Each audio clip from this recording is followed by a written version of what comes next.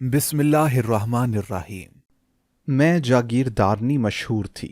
एक दिन अचानक मेरा बेटा मज़ारे की बेटी से शादी कराया तो पूरा खानदान मुझ पर थू थू करने लगा। बेटा भी बीवी की गुलामी करता और उसकी बीवी रानी बनकर मेरे सामने घूमती तो मुझे बहुत गुस्सा आता।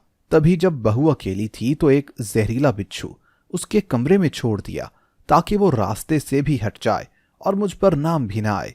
यूं बहू के मरने पर मैंने खूब मगरमच्छ के आंसू बहाए और जल्द ही बहू की तदफीन भी करा दी गई।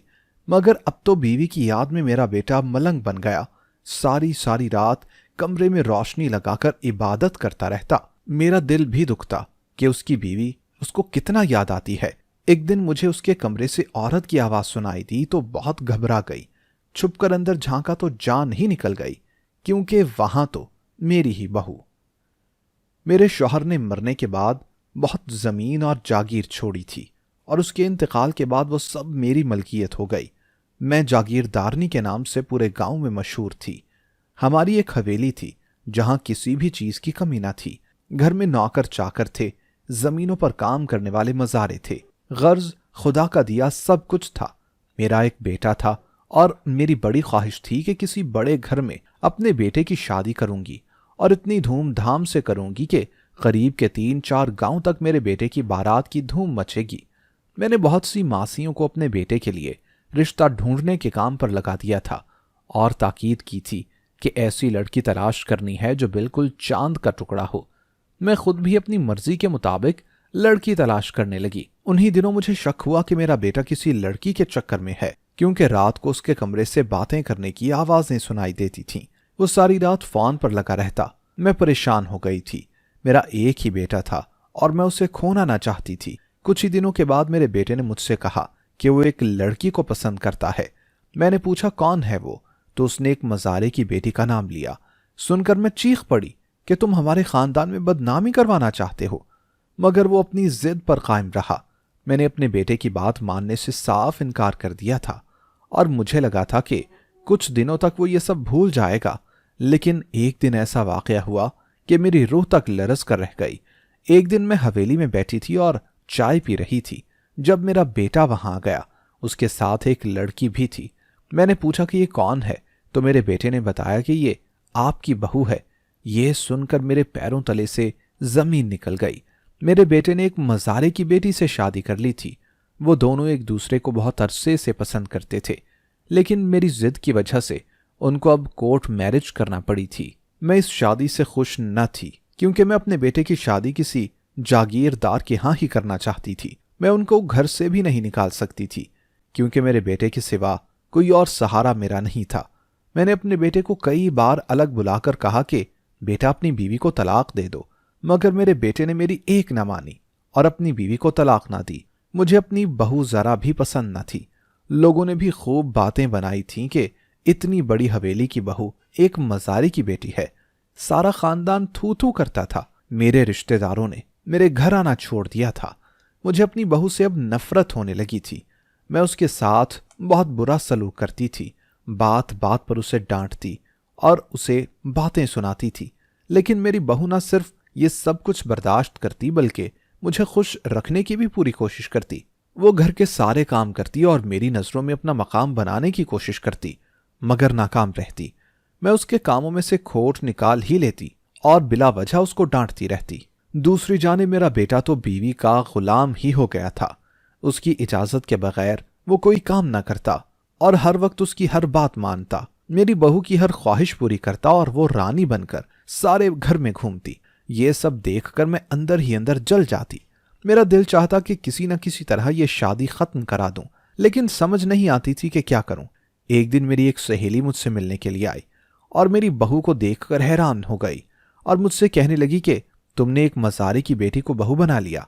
मैंने अपना दुखड़ा उसे सुनाया तो मेरी सहेली ने मेरी सारी कहानी सुनकर मुझे एक मशवरा दिया, जिसे सुनकर मैं डर गई, मगर मुझे इस मशवरे पर अमल करना ही था।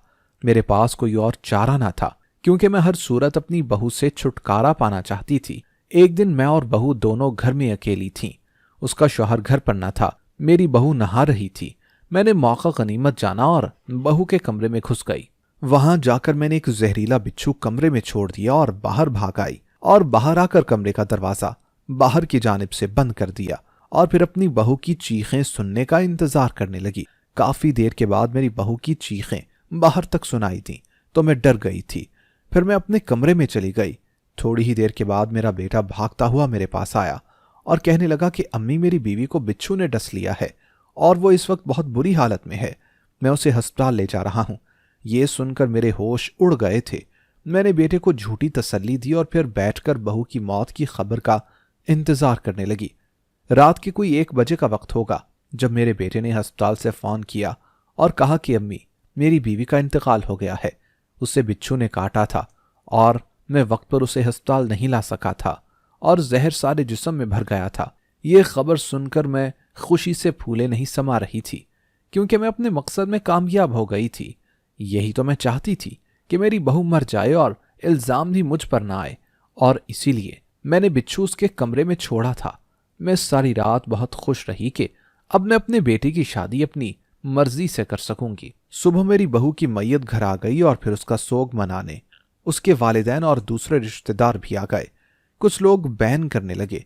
मैं बहुत खुश थी, मगर सोगवार होने का नाटक करने लगी। मैयत को गुस्ल दिया गया और फिर जनाजा उठकाया।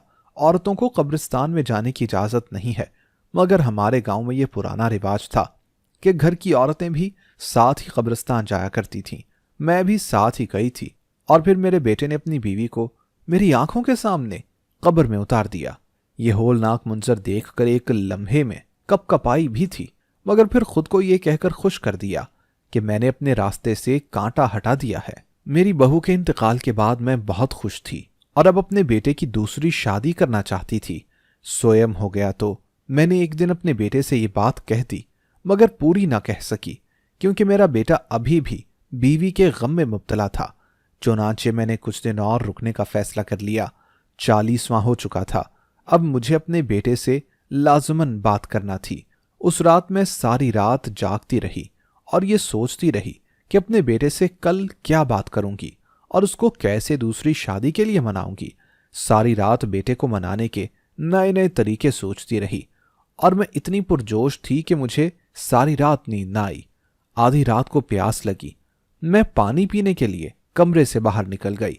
वापसी पर सोचा कि क्यों ना एक बार देखती चलूं कि मेरा बेटा सो गया है या जाग रहा है। यही सोचकर मैं बेटे के कमरे तक पहुंच गई, लेकिन वहां का मंजर देखकर मेरे पैरों तले से जमीन निकल गई। मेरे बेटे को अंधेरे में सोने की आदत थी और रोशनी में नींद नहीं आती थी, मगर वहां पहुंचकर देखा तो मेरे बेटे के कमरे की लाइट जल रही थी। मैं घबरा गई और अंदर जाने ही वाली थी कि एक आवाज ने मेरे कदम रोक लिए।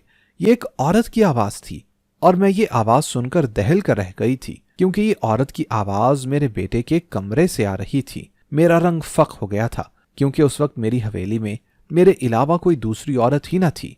मैं कमरे के बाहर खड़ी काफी देर वो आवाज सुनती रही थी। मुझे किसी भी बात की समझ तो ना आई, लेकिन मेरा बेटा उस औरत से बातचीत में मसरूफ था। फिर कुछ देर के बाद मैं वहां से अपने कमरे तक भाग गई। वापस आकर मैं काफी हैरान हो गई थी कि वो औरत कौन है और कहीं मेरे बेटे ने दोबारा कोई लड़की तो पसंद नहीं कर ली। मैं अपने बेटे की शादी अपनी मर्जी से करना चाहती थी और इसीलिए मुझे गुस्सा और परेशानी दोनों हो रहे थे। मैं सारी रात यही सोचती रही कि वो औरत कौन थी जिसकी आवाज मैंने अपने बेटे के कमरे से सुनी थी और वो क्या चाहती थी। यही सब सोचते हुए कब मुझे नींद आ गई पता ही ना चला और सुबह हो गई। अगली सुबह मैंने नाश्ते की मेज पर बेटे से दूसरी शादी की बात करने की कोशिश की, लेकिन मेरा बेटा मेरी बात को मुकम्मल तौर पर नजरअंदाज किए जा रहा था, जैसे उसे मेरी बात का बिल्कुल भी फर्क ना पड़ रहा हो। मैं उसे दूसरी शादी के लिए उकसा रही थी और वो खामोशी से बैठा रहा था। मुझे गुस्सा आ रहा था और रात वाली औरत की आवाज से मैं पहले ही परेशान थी। उसके लिए इस बात का पक्का करना लाजिम था कि वहां सच में मेरे बेटे के कमरे में कोई औरत थी या नहीं। हो सकता था कि ये मेरी गलत फहमी हो, कमरे में कोई भी ना हो।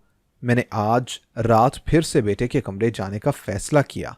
मैं जानना चाहती थी कि उस औरत की हकीकत क्या है। सारा दिन भी मैं इसी मुतालिक सोचती रही कि कहीं दोबारा मेरे बेटे को किसी मज़ारे की बेटी पसंद तो नहीं आ गई। मैं उस वक्त को याद करने लगी जब शादी से पहले मेरा बेटा छुप छुप कर मज़ारे की बेटी से मुलाकात करता था। मैंने कई बार उन दोनों को साथ में छत पर देखा था, लेकिन मुझे अंदाजा नहीं था कि बात इतनी बिगड़ जाएगी कि मेरा बेटा उस मज़ारे की बेटी से शादी कर लेगा। उस वक्त मैंने बेटे को बहुत ढील दी थी, लेकिन इस बार मैं ऐसा कुछ नहीं करने वाली थी। मैं किसी भी ऐरी गैरी लड़की से अपने बेटे की शादी नहीं होने दे सकती थी।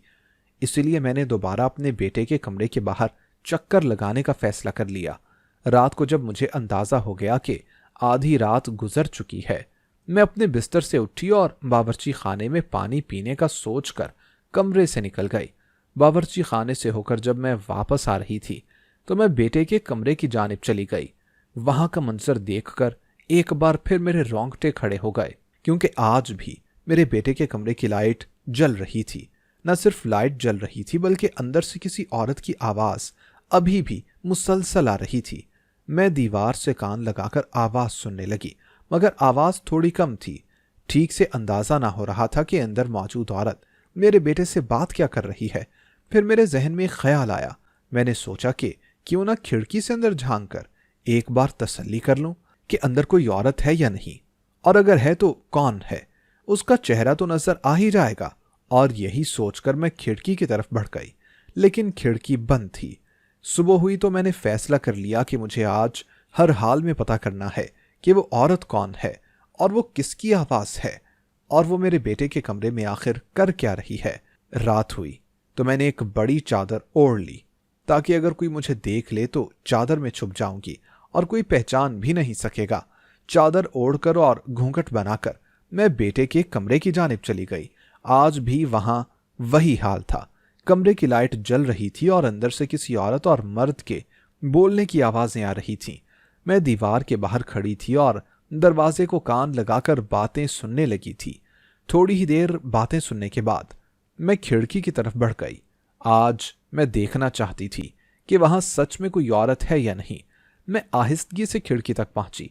खिड़की का तख्ता खोलकर मैंने अंदर देखने की कोशिश की, लेकिन अंदर का मंजर देखकर मेरे कदमों तले से जमीन निकल गई थी।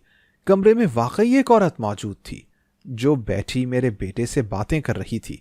उस लड़की की पीठ मेरी जानिब थी, इसलिए मैं उसका चेहरा ना देख सकी। और अब चूंकि मैं ज्यादा देर से वो आवाज सुन रही थी, मुझे वो आवाज थोड़ी जानी पहचानी सी लगने लगी थी। मैं सोचने लगी कि आखिर ये आवाज हो किसकी सकती है और किसकी ऐसी आवाज मैंने पहले सुनी हुई थी। मैं दिमाग पर जोर डालकर ये जानने की कोशिश करने लगी कि ये आवाज आखिर किसकी है। ऐसा अगले 3-4 रोज तक चलता रहा। मैं रोज अपने बेटे के कमरे तक आती और ये जानने की कोशिश करती कि वो आवाज वाली औरत कौन है, मगर नाकाम वापस आ जाती। मुझे लगता कि मैंने ये आवाज पहले कहीं सुनी हुई है, या कोई जाना पहचाना शख्स जिसकी आवाज उससे मिलती है। शायद ये गांव की ही किसी लड़की की आवाज थी। एक रात मैंने देखा कि बेटे के कमरे से वो और एक लड़की निकले थे। लड़की ने नकाब किया हुआ था। वो दोनों कमरे से निकलकर छत पर चले गए थे। अब तो मेरी परेशानी मजीद बढ़ गई थी। अगले दिन मैंने बेटे से कहा कि अब तुम्हें दूसरी शादी कर लेनी चाहिए। वो कहने लगा, हाँ माँ, मैं भी यही सोच रहा हूं कि अब दूसरी शादी कर लूं, लेकिन मैं अब की बार भी अपनी पसंद की ही लड़की से शादी करूंगा। बल्कि एक लड़की पसंद कर भी ली है। बेटे की बात सुनकर मैं परेशान हो गई और सोचने लगी, वो यकीनन उसी लड़की की बात कर रहा होगा जो उसके कमरे में आ जाती है। दिन गुजरते जा रहे थे और मैं जान ही ना पा रही थी कि वो लड़की आखिर कौन है। अपने बेटे से भी मैंने उसके बारे में नहीं पूछा था, क्योंकि मैं खुद जानना चाहती थी ये सब। एक दिन मैं अपने बेटे के कमरे में गई तो वहां किसी लड़की के कपड़े देखे, यानी रोज रात को कोई लड़की यहां आती थी। कई दिन मैं जाग कर पहरा देती रही, मगर मुझे नींद आ जाती थी, इसलिए मैं उस लड़की को आते देख न सकी थी। मुझे डर लगा कि पहले की बार फिर से मेरा बेटा मुझे बताए बगैर शादी ही ना कर ले। डर तो मुझे यह भी लगा था कि कहीं मेरे बेटे ने दूसरी शादी कर ही ना ली हो। एक दिन मेरे जहन में एक मंसूबा आया। मैंने खुद अपने बेटे के कमरे में जाकर देखने का फैसला कर लिया कि वहां मेरे बेटे के साथ मौजूद औरत कौन है। मेरा बेटा सारा दिन जमीनों पर होता था और शाम होते ही घर आ जाता था। मैं शाम होने से पहले ही अपने बेटे के कमरे में चली गई और अंदर जाकर एक अलमारी के पीछे छुप गई। मैं अलमारी में छुपी और पर्दा आगे कर लिया और अपने बेटे का इंतजार करने लगी। रात हुई तो मेरा बेटा कमरे में आ गया और फिर इधर उधर टहलने लगा। मैं पर्दे के पीछे छुपी उसकी हर हरकत का जायजा ले रही थी। थोड़ी देर टहलने के बाद मेरे बेटे ने फर्श से कालीन हटा दिया। ये सब देखकर मुझे अजीब सा एहसास हो रहा था कि मेरा बेटा ऐसा आखिर क्यों कर रहा है। लेकिन जब उसने कालीन फर्श से हटाया तो फर्श को देखकर मैं कपकपा कर रह गई। वहां फर्श पर सीढ़ियां मौजूद थीं जो नीचे की जानिब जा रही थीं। मैं ये सब देखकर शशदर रह गई थी कि मेरे घर में ये पुरस्रार सीढ़ियां हैं और मुझे पता ही नहीं ये सीढ़ियां आखिर जाती कहाँ होंगी। मेरे जहन में तरह तरह के ख्यालात आने लगे थे। मैं इन्हीं सोचों में मगन थी कि अचानक मैंने एक अजीब नज़ारा देखा जिसे देखते ही मेरे रंग उड़ गए। मैंने एक लड़की को देखा जो सीढ़ियों के नीचे से ऊपर आ रही थी। ये सब देखकर मेरा दिमाग फटने लगा था। अगला लम्हा उससे भी ज्यादा हैरत अंगेज था क्योंकि जब मैंने उस लड़की का चेहरा देखा तो मेरे पैरों तले से जमीन निकल गई। मेरा सर चकराने लगा था और दिल घबराने लगा था और फिर मैं चीख कर बेहोश हो गई और जमीन पर गिर गई। मुझे होश आया तो खुद को अस्पताल के किसी बिस्तर पर पाया और मेरे दोनों हाथों पर ड्रिप लगी हुई थी। खुद को अस्पताल में देखकर मैं घबरा गई और दिमाग पर जोर डालकर याद करने की कोशिश की कि आखिर मेरे साथ हुआ क्या था, मैं यहां कब और कैसे आई। तो मुझे सब याद आ गया। इतने में कमरे का दरवाजा खुला और एक नर्स के साथ मेरा बेटा अंदर दाखिल हुआ। मुझे तंदुरुस्त पाकर मेरा बेटा खुश हो गया था और आकर मुझसे लिपट गया। मुझे समझ नहीं आ रहा था कि ये सब आखिर हो क्या रहा है। फिर नर्स ने मेरा मुआयना किया और चली गई। नर्स के जाने के बाद मैंने अपने बेटे को देखा और कहा कि बेटा, अभी मैं कुछ कहने ही वाली थी कि मेरे बेटे ने मेरी बात काट दी और कहने लगा कि अम्मी, मैं जानता हूं आप क्या कहने वाली हैं, लेकिन अभी आपकी तबीयत खराब है। मैं नहीं चाहता कि मजीद तबीयत खराब हो जाए। आप उस वाक़े को अभी छोड़ दीजिए और आराम कीजिए। जब आपकी तबीयत ठीक हो जाएगी तो मैं आपको खुद बताऊंगा कि आप अस्पताल कैसे पहुंची और वहां जो आपने देखा वो क्या था। मेरा बेटा ये कहकर चला गया, लेकिन मुझे मजीद बेचैन कर गया था। मैं सोचने लगी कि जो मैंने देखा था वो कैसे मुमकिन हो सकता है। मेरे जहन में अजीबो गरीब ख्यालात आने लगे थे क्योंकि वो लड़की जिसको मैंने अपने बेटे के कमरे में सीढ़ियों से ऊपर आते देखा था, उसकी शक्ल मुझे बिल्कुल मेरी बहू जैसी लगी थी और उसको देखते ही मैं बेहोश होकर गिर गई थी। मुझे यकीन नहीं था कि मैंने उसे ही देखा था या कोई और लड़की थी।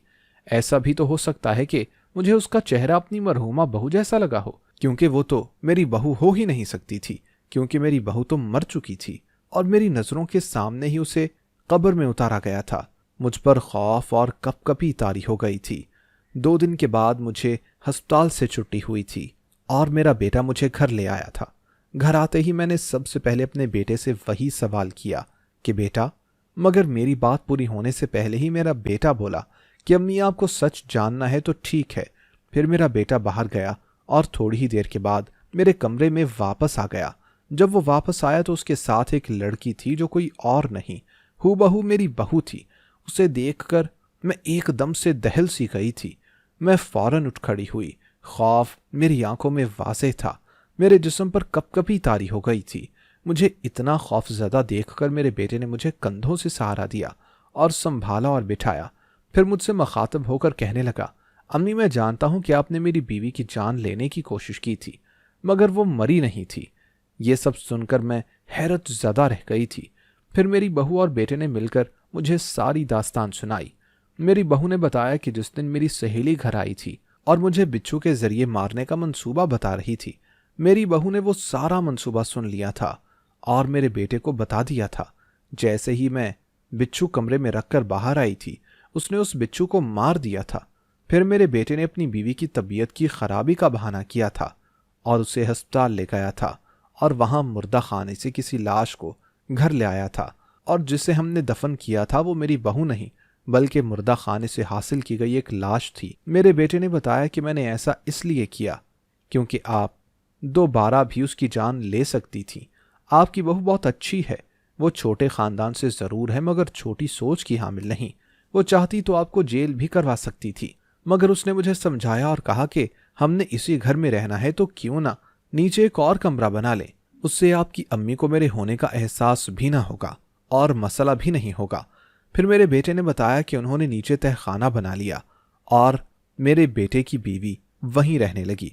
वहां नीचे कमरे में हर तरह की सहूलत थी और रात को मेरी बहू वापस ऊपर आ जाती और इस तरह वो दोनों जिंदगी गुजारने लगे। ये सब सुनकर मुझे बेहद शर्मिंदगी का एहसास हो रहा था कि अपनी बहू के साथ मैंने कितनी नाइंसाफी की और उसे कितना सताया, मगर उसने मेरा कितना फायदा सोचा। मैं अपने बेटे और बहू से मुआफियां मांगने लगी तो मेरी बहू ने कहा कि अम्मी आप मुआफियां मत मांगे। फिर उन्होंने मुझे मुआफ कर दिया और उसके बाद हम तीनों इकट्ठे उसी हवेली में रहने लगे। मुझे अपने गुनाह का एहसास हो गया था और गुनाह का एहसास होना ही सबसे अच्छी चीज है। मैंने आखिरकार मज़ारे की बेटी को बहू के तौर पर तस्लीम कर ही लिया था। फिर मैंने गांव में एक बड़ी दावत का एहतमाम किया और गांव के सभी लोगों को उस दावत पर बुलाया और उस दावत में मैंने अपनी बहू का खुलम खुला ऐलान किया। लोगों ने आवाज उठाई थी कि आपकी बहू तो मर गई थी, मगर मैंने लोगों को बताया कि वो मेरी साजिश थी। मैंने उस दिन सब लोगों के सामने अपनी सारी जागीरों और जमीनों का मालिक अपनी बहू को बना दिया। दोस्तों, अगर आपको हमारी आज की कहानी पसंद आई हो तो लाइक करना और कमेंट करना हरगिज ना भूलिएगा। और अगर आप मुस्तकबिल में भी ऐसी कहानियां सुनना चाहते हैं तो हमारे चैनल को सब्सक्राइब करते हुए घंटी का बटन जरूर दबाइएगा। अल्लाह हाफिज।